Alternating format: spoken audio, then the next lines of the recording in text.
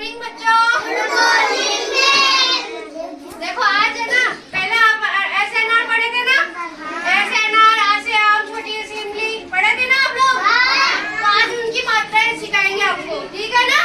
आ की मात्रा, आ की मात्रा, ई छोटी ई की मात्रा, छोटी ई की मात्रा, बड़ी ई की मात्रा, बड़ी ई की मात्रा, छोटा ऊ की मात्रा, छोटा ऊ की मात्रा, बड़ा ऊ की मात्रा, बड़ा ऊ की मात्रा, ऋषि ऋषि की मात्रा,